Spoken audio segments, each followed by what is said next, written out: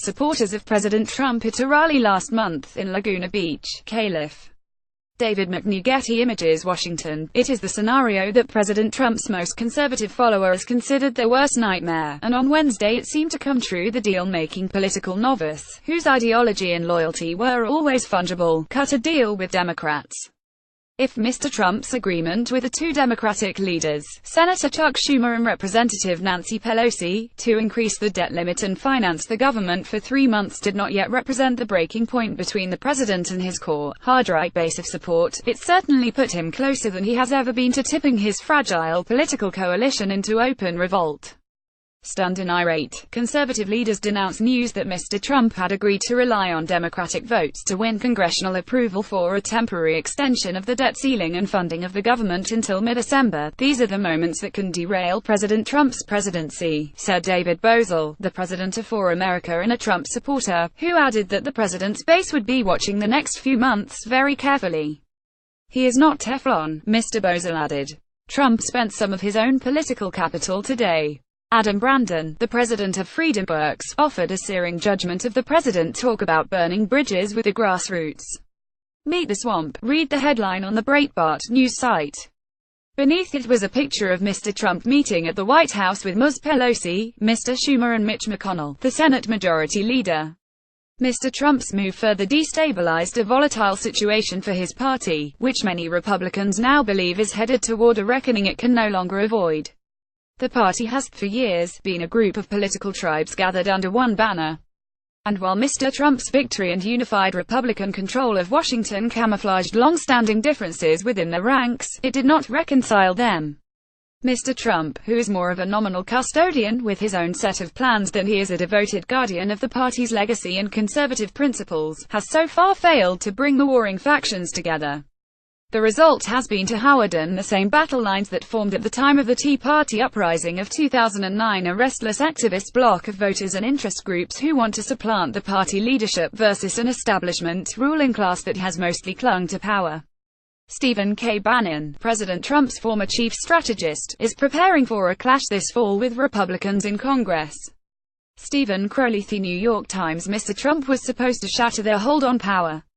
That was why many activists and voters swallowed their own reservations about the sincerity of his commitment to their causes, and brushed aside concerns from many fellow Republicans that they were cutting a deal with a charlatan who would inevitably sell them out.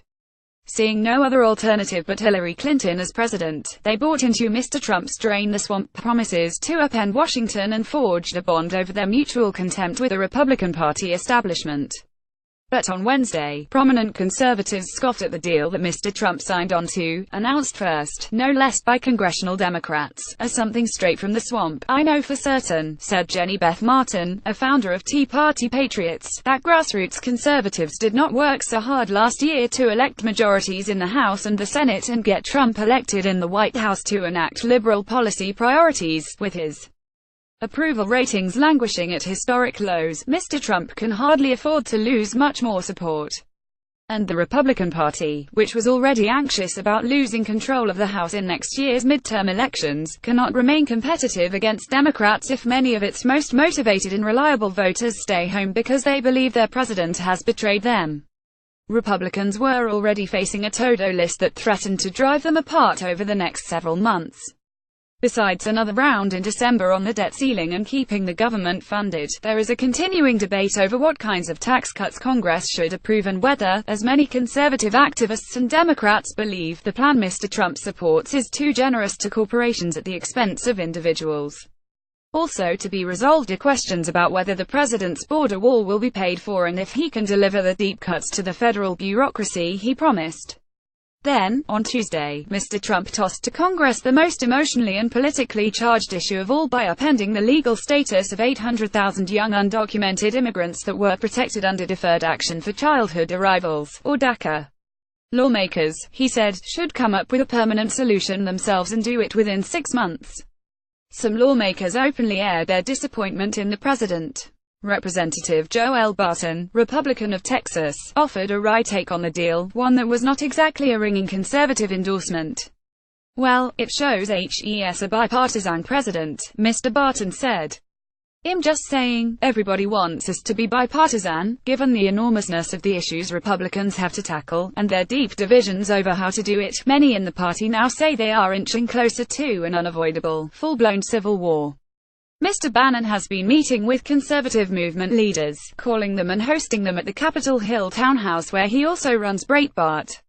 Jared source for the New York Times Stephen K. Bannon, the president's former chief strategist, has been using a simple Twitter hashtag to sum up to allies and friends his frame of mind about the recent turn of events war.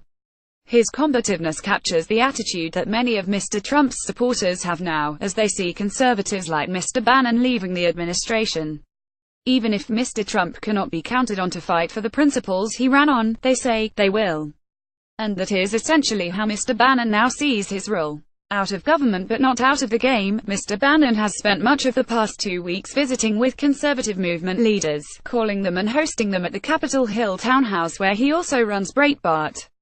Among them were Ms. Martin, Mr. Brandon, Representative Mark Meadows of the House Freedom Caucus, and veterans of past fights between the party's institutional wing and its restive grassroots like Ed Meese, President Ronald Reagan's Attorney General, and L. Brent Bozell III, the founder of the Media Research Center.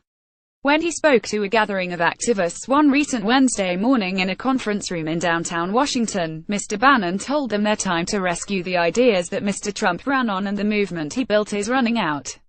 We can do this, but we have to galvanize now, he went on as they picked up donuts and sipped their coffee. And you are the backbone of this fight. However disappointed they may be in Mr. Trump, many activists seem eager to first take their fight to Republican leaders in the House and Senate, starting with Mr. McConnell and Speaker Paul D. Ryan. Reacting to the news on Wednesday, Ken Cuccinelli, the former Virginia Attorney General, said it only reinforced why ordinary Republicans of every stripe believe leadership must be replaced. For decades, said Nicholas Everhart, a Republican strategist who has worked with conservative candidates, the Republican Party has had developing divisions, fights, and battles going on from the populist, libertarian, America First, social conservative wings. Those divisions culminated, he said, with Mr. Trump's takeover of the party, where he personally vanquished nearly every institutional challenger in the arena with his own bare hands. Now many of his supporters are starting to wonder whether they may end up being the next ones Mr. Trump vanquishes.